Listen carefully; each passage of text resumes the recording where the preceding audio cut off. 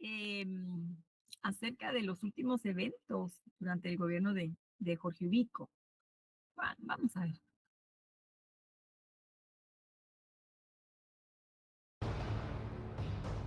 Tengan mucho cuidado porque no olviden que hay infiltrados dentro del magisterio. Todos mis compañeros van a salir a protestar si no nos aumentan el salario. ¿Cómo piensan darle 24 horas al presidente para que revoque los cambios que hizo en la universidad? Y lucharemos hasta dar nuestra vida entera. Necesito la lista completa de todos los nombres.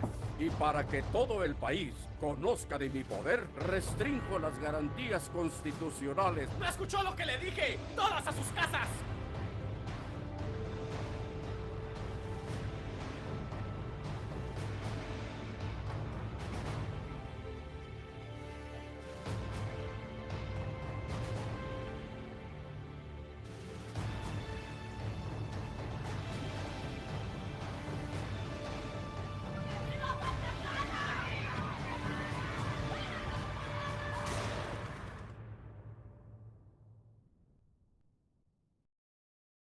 Usted me puede mirar muy pobre y muy caitudo, pero eso sí, contrarrevolucionario.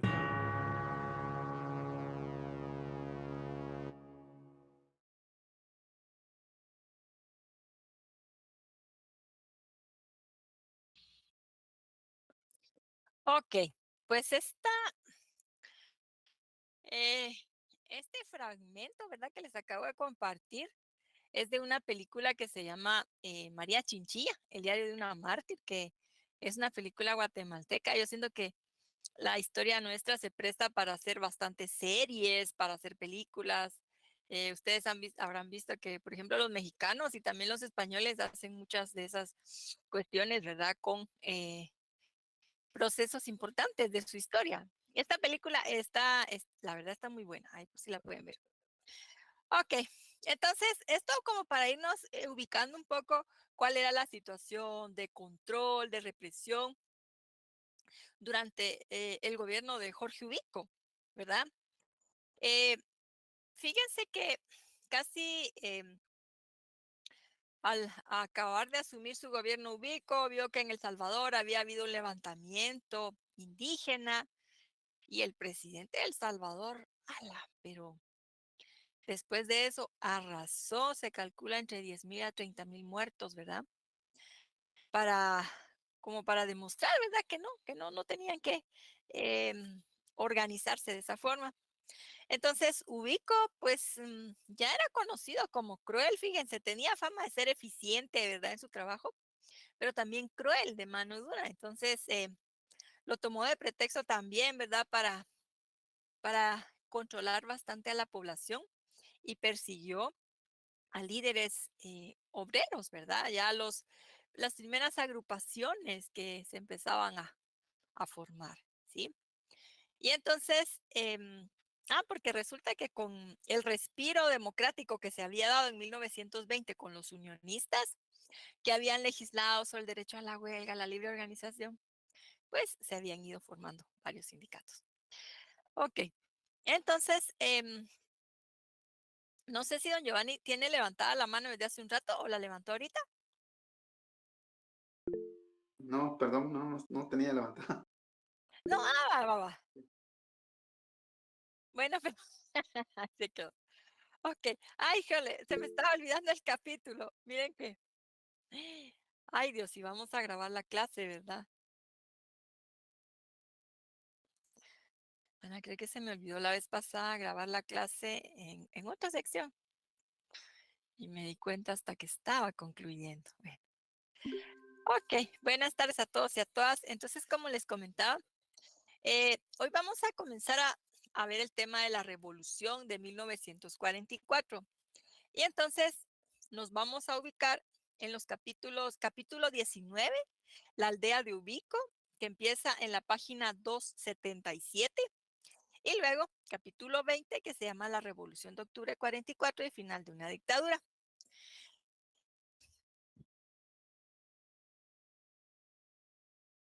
Ok, a ver, como decíamos, entonces, pues Ubico eh, se dedicó a controlar, a reprimir a la población por cualquier cosa, veía por algunos términos que eran utilizados también llegaba a sospechar de personas y a decir, ay, si es comunista o es sospechoso, en fin. Em, y entonces fíjense que además de eso, ¿verdad?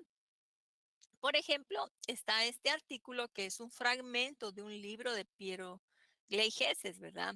Es un em, académico que hizo esta investigación sobre la em, gobierno de Ubico, contrarrevolución, ¿verdad?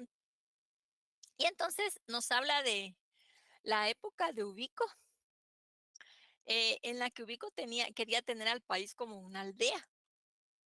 Yo no sé si ustedes han visto, fíjense que hay una película, pero bueno, ella tiene varios años, ¿verdad? Que se llama La Aldea. Si alguien la habrá escuchado, si la habrá visto. Em, es una película en la que una comunidad se van a vivir, es una comunidad religiosa, se van a vivir a un lugar muy apartado, ¿verdad? Se alejan del mundo, prefieren, como que quieren evitar que haya algunas desgracias, en fin. Y entonces lo que hacen es que se van a vivir, sí, a un bosque bastante alejado, ponen una cerca, alambre, casi, alambre espigado, podríamos decir en esta época casi que electrificado, ¿verdad? Y empiezan a inventar un montón de mitos para asustar a los jóvenes, bueno, desde niños, ¿verdad? Jóvenes, para que no salgan de ahí. Yo no sé si alguien ha visto esa película, se llama La Aldea. Es así como de misterio.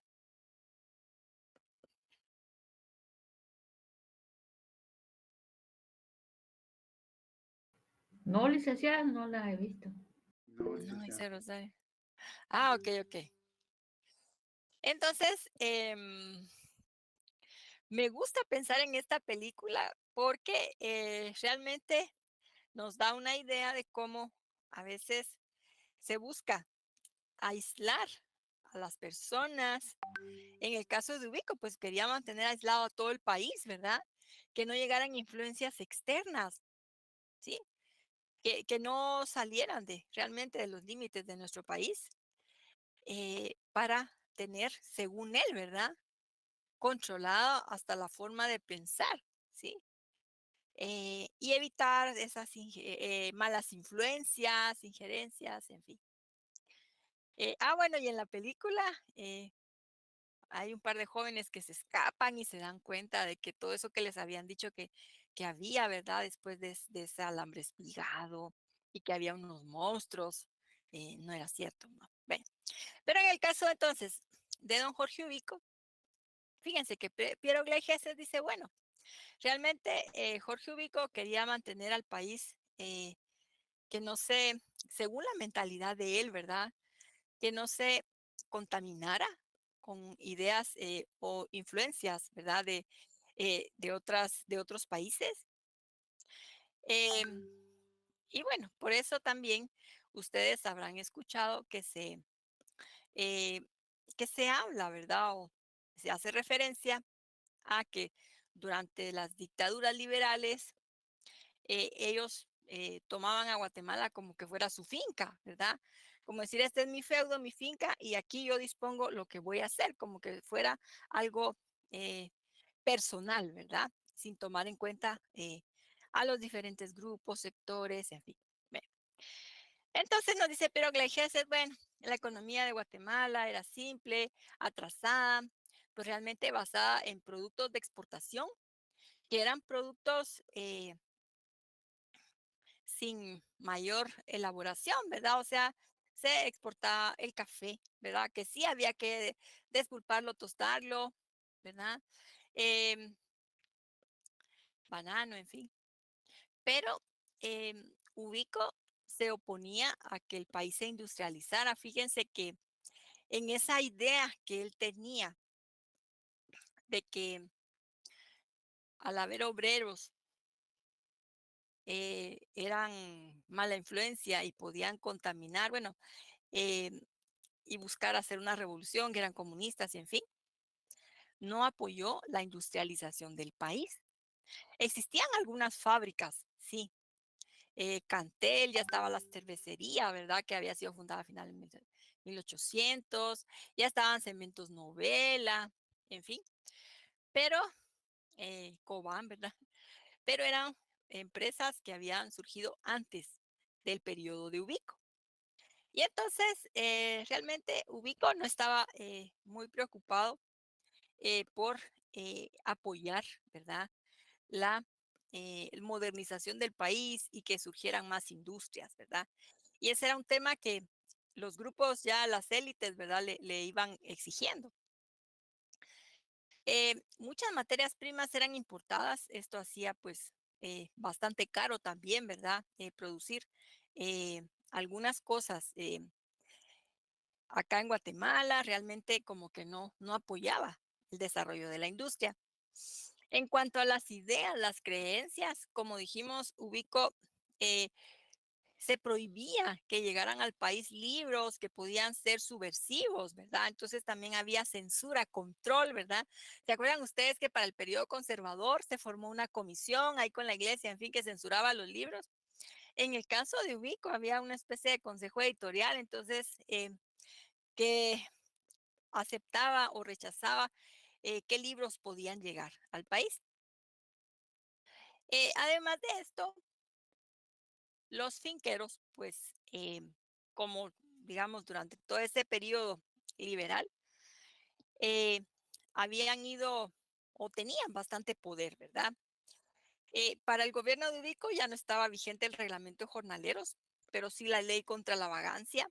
Y entonces prácticamente los campesinos se veían forzados a contratarse en las fincas, ¿verdad?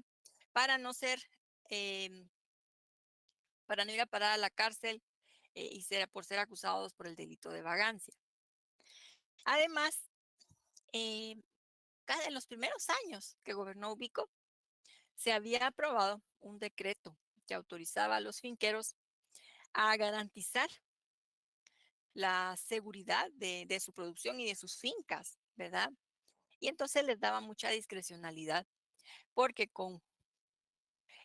bueno, y era penado el delito de robar, por ejemplo, café, entrar a una finca de café.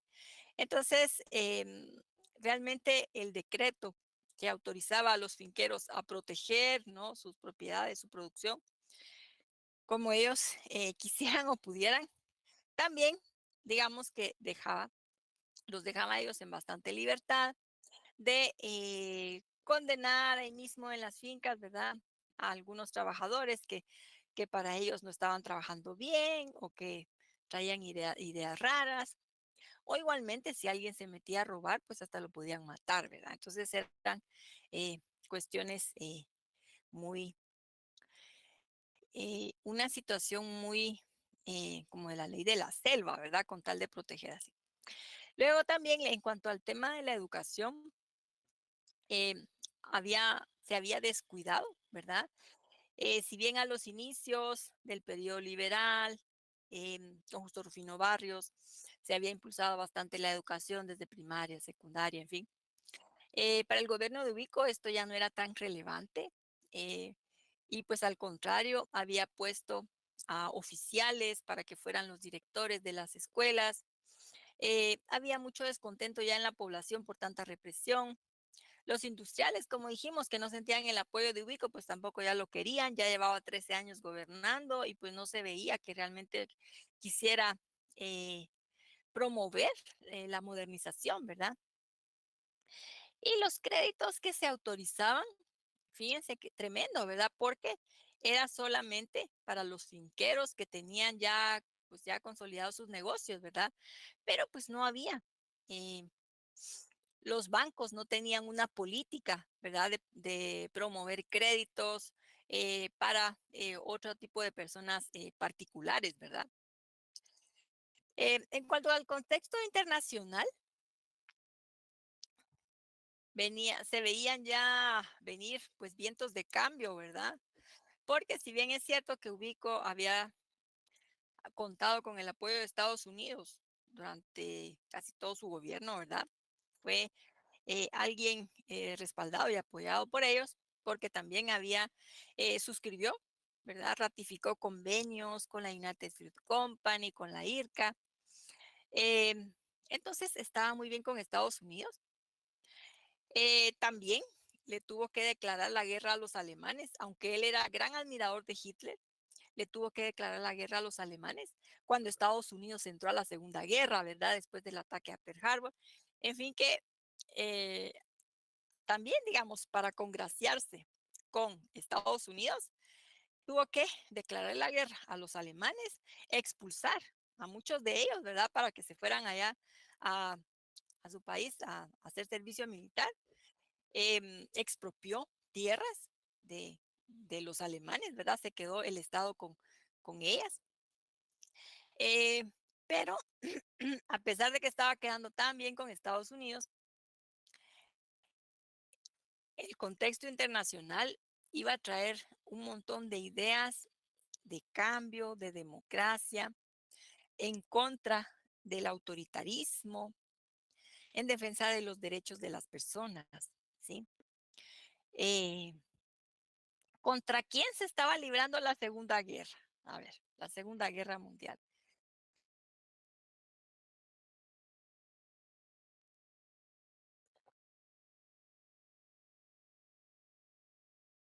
Ahí para que participen ustedes un poco. Los aliados, pues era Estados Unidos, estaba la Unión Soviética, estaba Inglaterra, Francia. Pero ¿contra quiénes estaban peleando? Contra los alemanes. Gracias, Rosario. Así es, sobre todo contra los alemanes, ¿verdad? Porque, pues, los alemanes se habían aliado con los japoneses, en fin. Pero el gran enemigo a derrotar ahí era Hitler, ¿verdad? Por todo el tema de la invasión que había hecho a los países, a varios países de Europa, por el ataque también tan directo y el trato tan inhumanos, crueles que le había dado a los contendientes políticos, ¿verdad? A los comunistas, pero sobre todo a los judíos, ¿verdad? Entonces, obviamente, los vientos a nivel internacional ya no favorecían las dictaduras, ya no favorecían los autoritarismos, ¿verdad? Más bien se hablaba de defender a las personas, de garantizar sus derechos. Y entonces, eh, por ejemplo, Franklin Roosevelt, el presidente estadounidense, él había dado un discurso en donde hablaba de 4 libertades, ¿verdad? Que era la libertad de creencia, o sea, la libertad de culto, la libertad de palabra, bueno, así lo tradujeron, pero digamos que era la libre expresión, vivir sin miedo y pues vivir libres de la miseria. Es como decir, bueno, tenemos derecho a garantizar, a tener mejores condiciones de vida, pues en lo económico también. Y entonces, bueno, y también se estaba reuniendo con el líder inglés, ¿verdad? Habían suscrito la Carta del Atlántico en un barco, ¿verdad? Así algo muy secreto. Pues ya hablando de democracia, ¿verdad? Nuestro vecino país, México, que como tenemos esa relación tan cercana, estaba gobernando. Fíjense que había ganado las elecciones el general Lázaro Cárdenas, que era pues un general realmente que tenía estrategias muy diferentes, una ideología muy distinta a la que tenía Ubico, ¿verdad? Que había realizado una reforma agraria para garantizarle tierras a los pueblos indígenas, ¿verdad? A las comunidades indígenas, que había quitado el petróleo de manos extranjeras, lo había nacionalizado, pues que era visto como un general socialista, ¿no? Entonces, imagínense, entonces Ubico más preocupado, ¿verdad? No, no, no, no queremos tener ninguna relación con México, casi que cerremos ahí las fronteras. Pero pues obviamente todas estas ideas se iban difundiendo, llegaban las comunicaciones, la información, ¿verdad? A través de la radio, algunos documentos, o a través de personas que viajaban, que estudiaban en el extranjero, aunque Ubico no le gustaba mucho que salieran a estudiar al extranjero, en fin. Pero así fue llegando, digamos, todas estas ideas, ¿verdad? Que realmente venían en favor del pueblo de Guatemala y de la búsqueda de una democracia, ¿verdad? Del respeto a la integridad de las personas, ¿verdad? Ya no las torturas, respeto a la libre expresión, a la libre locomoción, en fin. Ay, sí. Ok. Entonces, bueno, aquí tenemos la foto de la antigua Facultad de Derecho, donde ahorita se encuentra el MUSAC, Museo de la Universidad, que está enfrente del Congreso. Aquí vemos un batallón, ¿verdad? De la escuela normal para varones que estaba marchando. Ok, entonces, fíjense que todo el movimiento para derrocar a Ubico empezó con los estudiantes de la Universidad de San Carlos. Ya durante los últimos años de gobierno de Ubico había surgido la Asociación de Estudiantes del Derecho y también había surgido la AEU, Asociación de Estudiantes Universitarios, como lo podemos leer en el libro de Manuel Galich, Del pánico al ataque. Y es curioso porque el nombre del libro, ¿verdad? Nos dice del pánico al ataque, le perdieron el miedo a Ubico. O sea, Ubico era una persona que a cualquier enemigo político le iba para la penitenciaría y sufría graves torturas. Muchos eran fusilados en la penitenciaría, en fin. Entonces dice Galich, bueno, sí, de esa adrenalina que nos generaba todo el miedo que le teníamos al dictador, fue surgiendo realmente esas fuerzas, esas energías para luchar, ¿verdad? Entonces, de las protestas de los estudiantes que empezaron diciéndole, mire, señor presidente, no queremos esas autoridades universitarias porque les había impuesto a oficiales, ¿verdad? Militares. Queremos un cambio de autoridades. Pero mientras estas marchas empezaron en el mes de junio de 1944, pero eran reprimidas y entonces se fueron politizando más.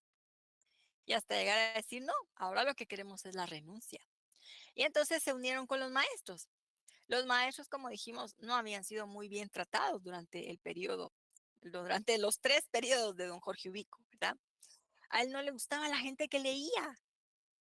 ¿Por qué creen ustedes que le caían mal las personas que leían? A ver.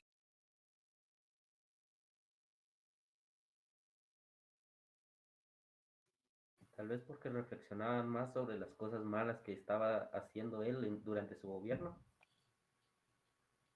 Así es, Luis Pedro. También porque siempre los quería tener como ignorantes, ¿verdad? Y que el pueblo no abría los ojos. Así es, Wendy, muy bien. ¿Qué dice Dulce? Exacto, concuerdo con los compañeros y agregando a eso, yo podría decir que a él tal vez no le gustaba que aprendieran a leer porque se informaban más y con lo que supieran o lo que tuviesen de información lo usarían en su contra. Y él no quería que nadie se pusiera en su contra porque él solo quería ser él el estudiado, el que lo sabía todo y el que sabía cómo hacer las cosas bien o mal. Y si eran mal, pues nadie se iba a enterar porque nadie sabía si estaban mal, si no estaban informados. Entonces yo pienso que hasta hoy en día sigue eso, de que las personas no quieren que lleguen la educación a sus comunidades porque prefieren quedarse ignorantes, prefieren dejarlos ignorantes, perdón, a que sepan todo lo que el gobierno oculta o lo de la política. Entonces pienso que hasta hoy en día nos viene abarcando eso. Gracias, Dulce. Muy bien. Licenciada, perdone, yo pienso también Rosa? que él tenía la idea de ser el papá de todos los pobladores. Y esa era su manera de decir, esto no piensas y haz esto y lo otro. Esa era su manera de dirigir. Gracias, Rosario. El enfoque de él era paternalista, ¿verdad? Y por eso cuando llegaba a los pueblos le decían el tatita, el tati, no sé qué. Y era que a veneración que le tenían, hasta le besaban la mano y toda la cuestión, ¿verdad? Sí, licenciada, así que como decían los compañeros, tal vez era demasiado egocéntrico también, ¿verdad? Lo que usted mencionaba de las fotografías, que le tomaban fotografías así como que queriendo quedar como héroe y todo eso, ¿verdad? Ujú. Ah, claro, y entonces no le gustaba que nadie lo cuestionara, él lo miraba como una gran falta de respeto y una gran arrogancia, y entonces eso era castigado grandemente, ¿verdad? Pero entonces imaginémonos, a ver, dice Melissa, la ignorancia podría ser una forma de mantenerlos sometidos porque el conocimiento es poder. ¿Qué dice Nicole? Buenas tardes, licenciada. Disculpe que le interrumpa, pero le quería pedir su autorización para ver si 8 compañeros de la clase y yo nos podemos retirar, porque tenemos que hacerle una entrevista a un abogado. Es de parte de la clase de métodos. De métodos. Ah, va. Está bien, Nicole, no se preocupe. Y ahí yo les comparto la grabación. Está bien. Muchas gracias, licenciada. Feliz tarde. Gracias, Pero licenciada. ahí se ponen el día. Bueno. Sí, licenciada, gracias. Ah, puchica, pero si se me va a ir toda la clase. No, Voy a reclamarle a Ivalic Fidel. reclame por sus estudiantes. Pues sí, no se vale. Va. Entonces, como decíamos, los maestros, pues también era un sector que había sido muy repudiado por Ubico, o sea, muy maltratados. Y pues también ellos se unieron al movimiento, a las protestas, ¿sí? Imagínense que los ponían a practicar, a marchar como que eran militares también a los maestros. Ay, horrible. Y entonces empiezan todas las jornadas de protestas y el dictador, el día 22 de junio, emite un decreto 3114, eh, que ahorita podríamos decir que era como decretar un estado de excepción, ¿verdad? Porque dice, se suspenden las garantías, no hay derechos. Obviamente, durante el gobierno era un dictador, pues tampoco era que fuera tan democrático, ¿verdad? No había que tanto que sorprenderse. Pero el tema aquí era la amenaza y que realmente se estaba cerrando el diálogo, ¿verdad? O decir, no, no, no, aquí nada de garantías. Entonces, ni libre locomoción, ni libre expresión, ni derecho de reunión. Se las van a ver conmigo. Entonces, una actitud bien intransigente. Después de esto, el día 24, hubo un grupo de personas, estaban aquí, eh, profesionales, también personas, digamos, adineradas, ¿verdad? Sí, de los conservadores, comerciantes, empresarios. Y entonces se reunieron y redactaron un documento que se conoce como el Memorial de los 311. Aquí podemos ver una foto de la época. Y se lo van a entregar en las puertas de la casa presidencial y a decirle, mira, mano, no estás bien. Mejor no es adecuado que hayas sacado ese decreto, échalo para atrás, ¿verdad? No te pongas amenazante, ¿por qué no? O sea, realmente no era la forma, ¿verdad? De tratar a esos grupos, ¿verdad? Pero bueno, como él era el que tenía todo el poder absoluto, ahí sí que el poder absoluto. Y entonces al día siguiente, el 25, siguieron las protestas. En la mañana fue la protesta. Fíjense que marchaban por separado hombres y mujeres. Entonces, en la mañana fue la protesta de los hombres. Y ahí la policía montada, o sea, la policía que iba a caballo, se le tiró encima a la manifestación, lo reprimieron. Y en la tarde, pues iba a salir la marcha de las mujeres, de las maestras, que iba a salir desde ahí en la Sexta Avenida de la iglesia de San Francisco. Y bueno, salió la marcha que iba hasta el Palacio Nacional, pues ya de esa época, ¿verdad? Ya estaba construido el palacio. Y pues era además uno de los símbolos contra los que protestaba el pueblo, ¿verdad? Porque se había gastado tanto y el pueblo estaba sufriendo tanta pobreza. Y es ahí donde fue asesinada doña María Chinchilla, la maestra María Chinchilla, que ella pues participaba en ese movimiento, ¿verdad? Que se había organizado de los maestros con los estudiantes en contra del dictador. Hay que agregar que además de esa forma en la que los humillaba, no les reconocía aumento salarial, fíjense que para las mujeres, para las maestras, en ese entonces, si se casaba, tenía que dejar de trabajar. Esa era una de las normas que había dispuesto el dictador. Entonces también ellas se veían bastante perjudicadas, ¿verdad? Y muchos lo que hacían a veces se casaban a escondidas y en fin, pero eran cosas que no se podían sostener durante mucho tiempo, ¿verdad? Así, ocultas, ¿verdad? Entonces ahí fallece esta profesora María Chinchilla y va a ser algo que va a venir a indignar mucho más a la población. Entonces ya no van a ser los estudiantes nada más, ni los maestros, ni estas personas de los 311 que estaban ahí, mira, ya, esta no es la forma adecuada, ¿verdad? Sino que van a ser todos los comercios en la ciudad, van a cerrar, repudiando, ¿verdad? Estas formas, toda esta violencia, la agresividad del gobierno del dictador volcada, ¿verdad? Hacia estos jóvenes. Y entonces el día 26, además de que están cerrados todos los comercios, hay luto en la ciudad, está en silencio.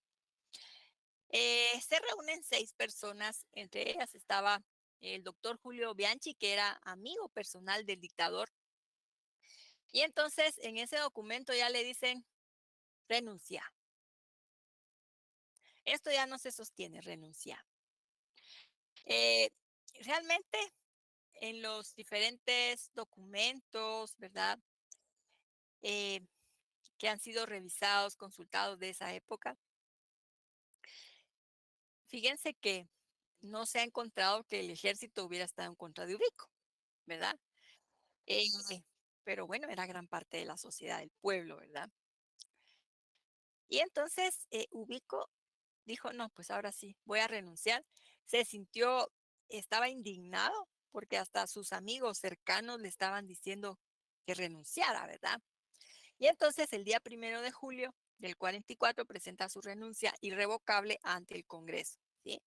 Y pues deja escogido a un triunvirato, ¿verdad? 3 generales que pues eran leales a Ubico y que eran como más manejables, manipulables para que quedaran gobernando. Obviamente el dictador se va, pero pensando, me van a extrañar, me van a rogar para que vuelva, ¿verdad? Bueno, entonces renuncia, deja nombrado a un triunvirato de generales. Acá vemos, ¿verdad? Eduardo Villagrán Ariza, Federico Ponce Baides,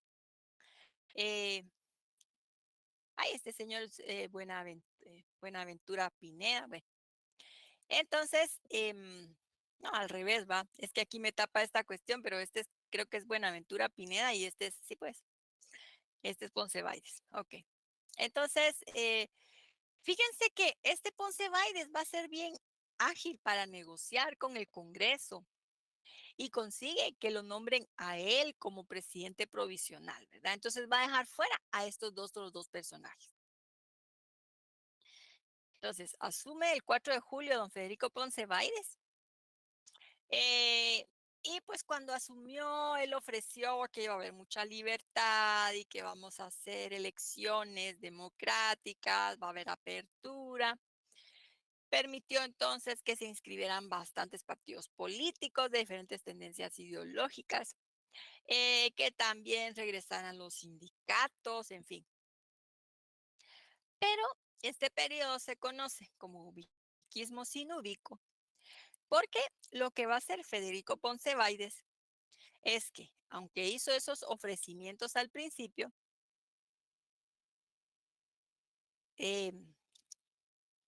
sí, propuso, más adelante dijo, bueno, fíjense que sí voy a ser yo candidato a la presidencia.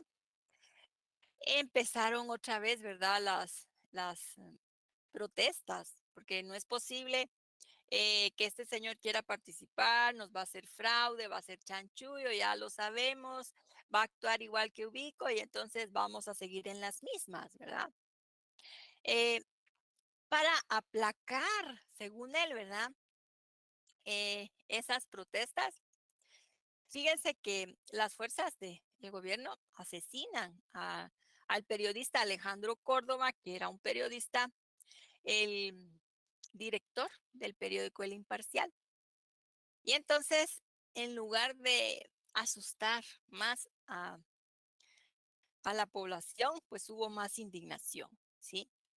Y entonces consiguió, ahí sí que logró que los estudiantes, los maestros, los profesionales jóvenes se organizaran, ¿verdad? Se acercaran con los militares, o sea, los obreros también se unieron, empresarios y militares jóvenes. ¿Quiénes eran estos militares? Pues estaba el joven Jacobo Arbenz Guzmán, ¿qué era? Capitán. El mayor Francisco Javier Arana, también estaba el mayor Carlos Aldana Sandoval. Y entonces ellos empezaron a organizar este movimiento con participación y también reuniéndose con civiles, ¿verdad? Digamos que Arbenz conocía a varias personas de estos grupos, ¿verdad? De estudiantes, de los maestros, en fin. Y entonces él fue el enlace con estos grupos civiles. Por eso se dice que fue un movimiento cívico-militar, porque fíjense que, bueno, estos 3 militares que tenían el control, digamos, de la Guardia de Honor, ahí tenían armas. Francisco Javier Arana era el jefe de los tanques. Había unos tanques que Estados Unidos los había regalado, que les habían servido durante la Segunda Guerra. Y entonces estaban esos tanques, que el jefe de tanques era pues Francisco Javier Arana. Y así, en la noche del día 19 de octubre, abrieron la puerta de la Guardia de Honor. Varios estudiantes, maestros, obreros, profesionales llegaron para recibir las armas, ¿verdad? Para apoyar en ese levantamiento. Y pues obviamente tomaron la Guardia de Honor. El jefe de la Guardia de Honor pues no estaba al tanto y pues tampoco los apoyaba. Muere, ¿verdad? Ahí en la toma de la Guardia de Honor. Y después se dirigen los tanques. Rodean Matamoros, después atacan el cuartel de San José, ¿verdad? Que eran los 3 cuarteles militares acá en la capital. Así están, digamos, desde la madrugada del día 20. Y en la tarde, ya Ponce Baides se rinde, ¿verdad? Bueno, los tanques también fueron otros al Palacio Nacional, a la Casa Presidencial. Pero en la tarde del 20 de octubre, Ponce Baides se rindió. Resulta que su hijo estaba combatiendo en Matamoros y muere, ¿verdad? Ahí en los combates. Y bueno, entonces Ponce Baides dice, bueno, ya, me voy, ¿verdad? Y entonces, quienes habían participado y representantes de Ponce Baides piden reunirse, le piden a la embajada estadounidense, ¿verdad? Que sea el enlace, ¿verdad? Y que apoye para que ahí se reúnan, ¿verdad? Representantes de Ponce Baides, representantes de los alzados, para llegar a acuerdos, ¿verdad? Digamos, representante de Ponce Baides presentar su renuncia, ¿sí? Y pedir que lo dejaran salir del país junto con su familia, su gente de confianza y sin, ¿cómo se dice? Ay Dios, podríamos decir sin resentimiento, ¿no? O sea, que ya, que se fuera, ¿verdad? Ya sin perseguirlo.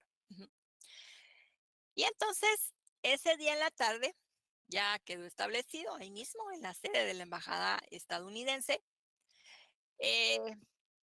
estos grupos que habían participado en la revolución nombran a una junta de gobierno que va a asumir el poder, ¿verdad? El control durante algunos meses y que va a convocar elecciones, ¿verdad? ¿Qué dices, Ayani? Solo como no moleste, Lick. Bueno, creo que es un tema también metido en la revolución y también con lo que está sucediendo ahorita. No sé si usted sabe algo de la Carta Democrática, ¿verdad? Porque se ha escuchado mucho y pues decían de que se quería meter hace mucho tiempo, nunca se implementó, pues porque no llegó a mayores, pero en este año, que es lo que estamos viviendo con lo de la política y esto, quería saber, a pura curiosidad, ¿verdad? ¿Qué sucede con la Carta Democrática? ¿Qué acciones se toma y en qué afecta a Guatemala en sí? Porque sí es algo de lo cual escuchamos mucho, no comprendemos y solo dicen la Carta Democrática que se va a meter los extranjeros, que no va a haber entrada de comida, cosas así, pero la verdad yo no comprendo, Lick. Sí, fíjese, Sayani, lo que pasa es que vivimos en una época en la que prevalece las redes sociales, el internet, y es una ventaja en el sentido de que fluye mucho la información, se tiene acceso a mucha información, pero también es complicado porque igualmente hay personas malintencionadas que difunden informaciones falsas, ¿verdad? Son las fake news para confundir. Entonces es como que una guerra mediática, ¿verdad? Porque está la información, digamos, adecuada, pero está también un montón de grupos que quieren desinformar y meten un montón eh, de información, de publicaciones, ¿verdad? De posts, como dicen ustedes, y entonces confunden, ¿verdad? Mire, de esto de la Carta Democrática Interamericana, creo que sí, va, porque es de la OEA. En el, realmente al artículo que se está haciendo referencia es al artículo número 20. Ese artículo lo que establece es que en época de, ay, lo voy a buscar, ahorita se los voy a compartir, así lo miramos, ¿verdad?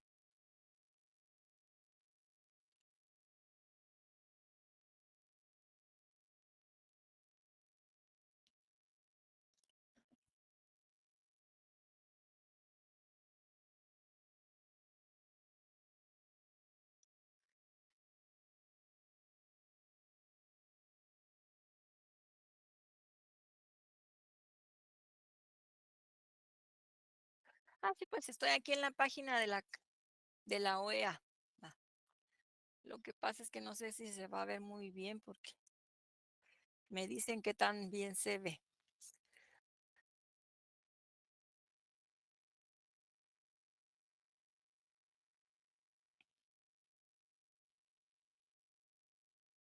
Siento que está muy chiquita la letra, ¿verdad? Em,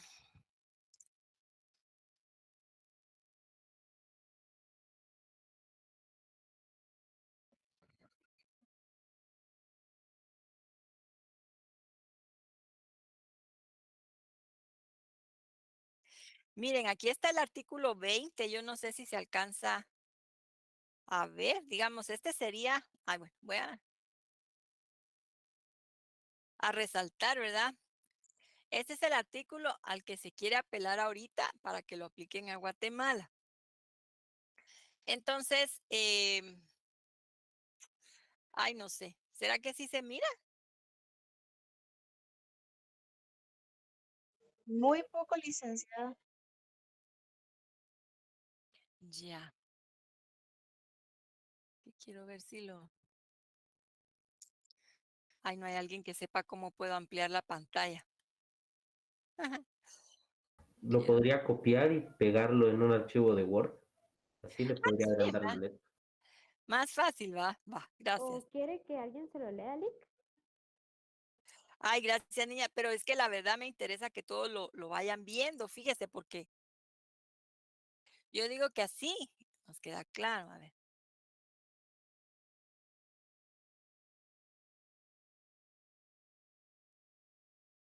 va, lo vamos a pegar aquí. Voy a poner una letra grande.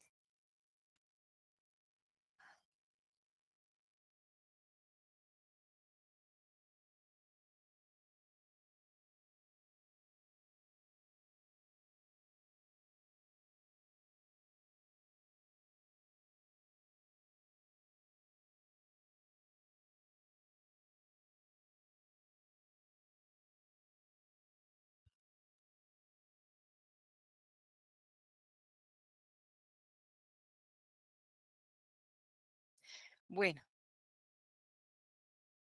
ahora ahí sí ya se mira mejor, ¿verdad?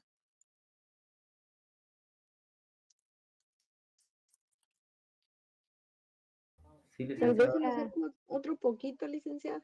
Sí, licenciada. Ok.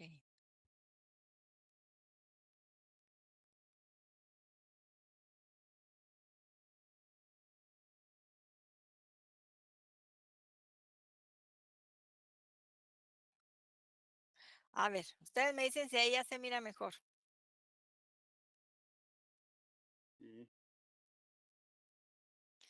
Bueno, entonces se supone que esta Carta Democrática surgió para fortalecer las democracias. Bueno, como ustedes saben, bueno, primero surgió la ONU, digamos, como organismo internacional que agrupa a, ay, son como 190 países, ¿verdad? Reconocidos como estados y no sé qué, en donde entonces ellos llegan a acuerdos sobre diferentes temas y se supone que Naciones Unidas, pues, tiene también su Consejo de Seguridad y, en fin, tiene varias como que instituciones que apoyan en diferentes temas, como niñez, cultura y eso. Va. Entonces, la OEA surgió en América para ser un organismo internacional que agrupara a nuestros países y entonces poder, digamos, coordinar cuestiones en cuanto a pobreza, derechos de las mujeres, derecho de trabajo, en fin, pero también entonces sobre aspectos relacionados con la democracia, porque ha habido momentos en que los sistemas democráticos se han visto afectados, vulnerados, ¿verdad? Ha habido casos en que cuando ya se estableció una democracia, digamos, ya no hay militares gobernando, por ejemplo, ya no hay una sola persona que está gobernando durante 10, 15, 20 años sin convocar elecciones, ¿verdad? Entonces ya se inician procesos democráticos, pero a veces hay como regresiones, ¿sí? Y entonces, para eso, digamos, se estableció este artículo para poder eh,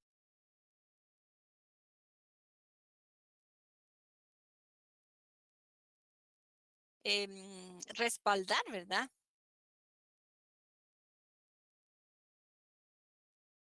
A los países miembros cuando se presenten esos inconvenientes, digamos, golpes de Estado. Que bueno, antes eran los militares los que los encabezaban, ¿verdad? Los que daban la cara y los dirigían y todo, metían los tanques, así como vimos ahorita, ¿verdad? Bueno, ahorita van a ver unas fotos de eso durante la revolución. Entonces, este artículo 20 dice, en caso de que un Estado miembro se produzca una alteración del orden constitucional que afecte gravemente su orden democrático, cualquier Estado miembro o el secretario general podrá solicitar la convocatoria inmediata del Consejo Permanente para realizar una apreciación colectiva de la situación y adoptar las decisiones que estime conveniente. El Consejo Permanente, según la situación, podrá disponer la realización de las gestiones diplomáticas necesarias, incluidos los buenos oficios, para promover la normalización de la institucionalidad democrática. Les voy a subrayar esto de los buenos oficios.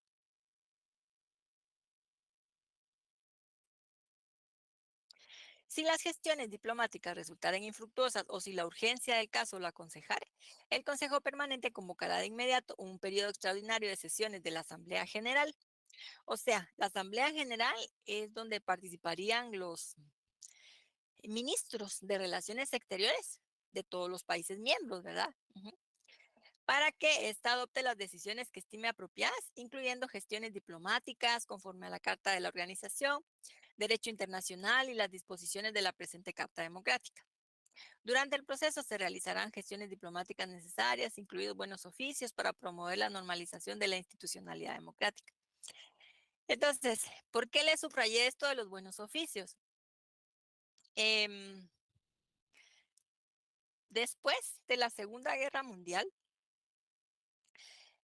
Bueno, sí surge las Naciones Unidas y después la OEA, dijimos, va. Pero para evitar, como que hubo una tendencia general, ¿verdad?, en contra de las dictaduras y de esos gobiernos que poco a poco iban apretando al pueblo y que ya no le dejaban derechos, ¿verdad? Como sucedió con los nazis en Alemania, eh, que afectaron tanto a los judíos, comunistas, otros a los gitanos, y pues hasta contra su mismo pueblo, para los que no querían participar, ¿verdad?, de todas las ideas de Hitler. Entonces, esa, digamos, ha sido la intencionalidad. Y pues también, como ustedes saben, el tema del derecho internacional también tiene su propio lenguaje, ¿verdad? Y entonces aquí se está hablando de los buenos oficios. Si vemos este artículo, dice, bueno, cuando se rompe el orden constitucional, hay una crisis constitucional, se puede apelar a cuestiones diplomáticas y a los buenos oficios. Va. Si nosotros buscamos qué significa eso de los buenos oficios en la diplomacia, en el derecho internacional, tiene que ver pues con que ellos van a estar mediando, ¿verdad? Así como ahorita que se les solicitó que viniera una comisión de ellos para que ayuden a encontrar una solución, ¿verdad?, entre el gobierno de Yamatei y el grupo. Mire, ha sido una demanda de los 48 cantones, pero que se ha convertido en una demanda a nivel nacional, ¿verdad? Ya de decirle al presidente, bueno, ya dígale, exíjale su renuncia a la fiscal, ¿verdad? Quite a este fiscal, bueno, a las personas que están atentando contra la legalidad, ¿verdad? Contra el tribunal, ¿cómo se llama? Tribunal Supremo Electoral y contra las elecciones, ¿verdad? Bueno, pero no sé si con todo esto que les estoy diciendo yo solo los confundo o o si tienen dudas, no sé. O si sí sabemos por qué son todas las protestas, yo no sé. Ahí ustedes díganme porque a veces uno habla mucho, no sé. Ahí cuenten. Ahí vamos bien, licenciada. Vamos siguiendo el hilo de la Carta Democrática. Sí, estamos Por el enterando. momento todo claro. Ok, jóvenes.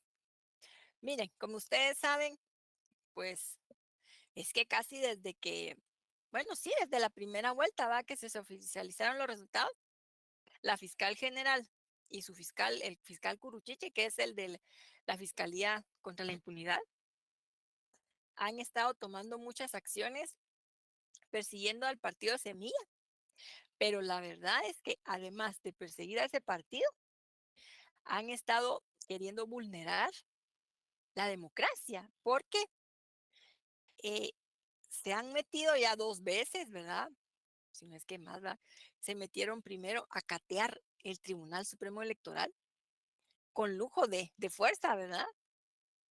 Abrieron las cajas donde estaban las actas, donde estaban los votos, y eso se supone que eso nadie más lo podía hacer, ¿verdad? Solo las juntas receptoras de votos, en fin. Digamos que ese sistema se estableció de esta forma aquí en nuestro país para evitar los fraudes, porque durante los gobiernos militares, primero no había Tribunal Supremo Electoral. El órgano encargado de las elecciones lo convocaba el presidente, que estaba de turno, y en ese año de las elecciones se empezaba a armar todo, ¿verdad? ¿Sí? Entonces, obviamente, era muy parcial, ¿verdad? Y además dependía del presidente. Entonces, ahí pues hubo muchos fraudes, ¿verdad? Por lo tanto, cuando fue la transición a la democracia en los años 80, se buscó crear un ente electoral que fuera autónomo para que no hubiera injerencia ni del Ejecutivo, ni del Legislativo, ni del Judicial, ¿verdad? Y además, fortalecer al pueblo, el poder civil, ¿verdad? Por eso son las personas que están en las mesas electorales quienes cuentan los votos, ¿verdad? Y yo no sé si alguno de ustedes ha participado como funcionario de estas juntas alguna vez, pero son personas que ya llevan bastante tiempo participando, que ya conocen, que tienen bastante capacitación y que son muy responsables. Y si vieron ustedes, cuando hicieron ese reconteo de votos, hasta les fue, digamos, resultó que hasta encontraron más votos para ese partido que querían eliminar, ¿verdad? Y en fin. Eh, y pues lo último fue que se metieron al Tribunal Supremo Electoral a capturar todas las cajas, ¿verdad? Con los votos, con las actas, actuando como delincuentes realmente. Yo no sé qué piensan ustedes, qué pensaron al ver eso, pero era algo muy indignante, ¿verdad? Entonces, ahorita cuando se apela a que se aplique la Carta Democrática, se está pidiendo que la OEA esté más presente aquí, ¿verdad? Que esté vigilante, que nos acompañe en todo el proceso, que nos ayude a que lleguen acuerdos, ¿verdad? A que llegar a acuerdos entre el gobierno y bueno, digamos que 48 cantones, ¿verdad? Que sería la contraparte porque ellos convocaron y son quienes están encabezando, ¿verdad? Esta lucha, pero pues se trata de eso, de pedir el acompañamiento de la OEA, porque la democracia en Guatemala costó mucho esfuerzo. Fueron muchos años de guerra, muchos muertos, muchos desaparecidos, muchos exiliados, y con muchos efectos también en la salud mental de muchas familias, ¿verdad? Mucho dolor, muchos duelos ahí, ¿verdad? Que no se pudieron cerrar. Entonces, sí es importante, ¿verdad? Que aunque no sea la mejor democracia del mundo, pueda continuar, ¿verdad? Fíjense, por ejemplo, en Estados Unidos la democracia empezó desde finales de 1700, entonces ya ellos tienen más de 2 siglos de democracia. Ustedes por eso ven que los ciudadanos estadounidenses pelean sus derechos y exigen todo. Y allá por eso tienen cuidado, porque hay muchas demandas y todo, ¿verdad? Toda la cuestión. Pero aquí nosotros apenas tenemos desde el 86, ¿verdad? 96, 2006, 2016. Tenemos 37 años. Es una democracia que está en pañales y sí es importante, ¿verdad? Que pueda continuar. Si no, sería como retroceder a las épocas casi que de Ubico. Bueno, no sé si tengamos algún comentario, alguna duda.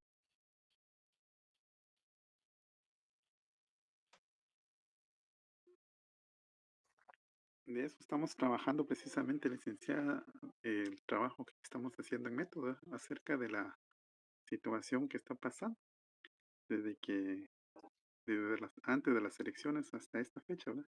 Y nos hemos empapado más de la situación, ¿verdad? La parte judicial y la parte de las acciones del Ministerio Público y de los órganos jurisdiccionales, ¿verdad? Ay, qué bueno, don Giovanni. Sí, qué buenísimo. Está re bien, les va a quedar interesante su investigación y la ventaja es que ahorita tienen un montón de material porque hay bastante, como por ejemplo Prensa Libre tiene edición digital, ¿verdad? Em, Creo que todavía existe Siglo XXI en la República, ¿va? Esos periódicos. Y, y en las redes sociales hay un montón. Entonces ahorita pueden aprovechar porque sí ha sido desde la primera vuelta, ¿verdad? Sí, ¿qué? Como que desde el 26 de junio para acá, sí tienen bastante material. Sí, Bueno, pues entonces aquí nos vamos a quedar. Pues ya les expliqué. De todas maneras, ojalá que hasta aquí la grabación. Pero fíjense que la carta democrática, cabal, aquí está en la página de la OEA, ¿verdad? Es importante que ustedes la consulten sin directamente, ¿verdad? De ahí. Se las voy a compartir acá en el chat.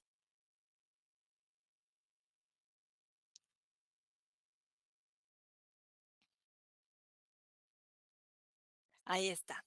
Entonces sí, es interesante porque es una batalla legal. Fíjense que cabal hace un rato estábamos escuchando con mi hija, la OEA se reunió, entonces Luis Almagro presentó el informe de la Comisión Observadora acá en Guatemala. Se estaban, tenían ahí su asamblea y varios de los embajadores, ¿cómo se llama? De los ministros de Relaciones Exteriores participaron, ¿verdad? Dieron su punto de vista y realmente la intervención del de Argentina estuvo bien interesante. Bueno, no pudimos escucharla toda, son 2 horas y como 2 horas 20 minutos, ¿verdad? Pero en la parte que pudimos escuchar, fíjense que, por ejemplo, el representante de Argentina, a la bien interesante la postura de él, porque decir, miren, realmente estamos viendo una lucha jurídica, ¿verdad?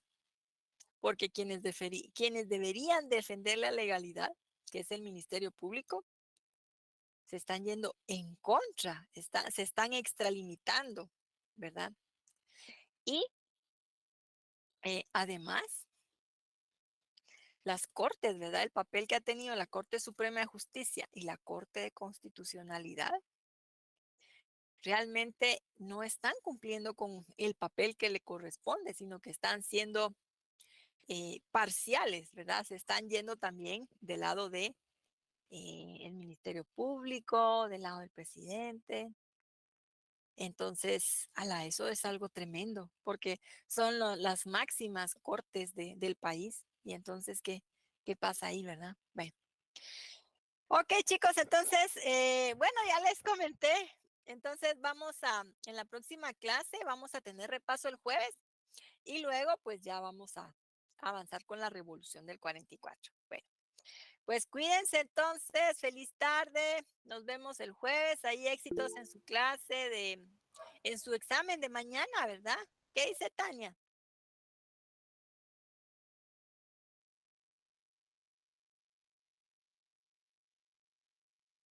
Ok, bueno. Entonces nos vemos, cuídense bastante. Yo ya en un rato tengo clase, ¿verdad? Con los compañeros de la noche, entonces los dejo, cuídense, feliz tarde. Gracias.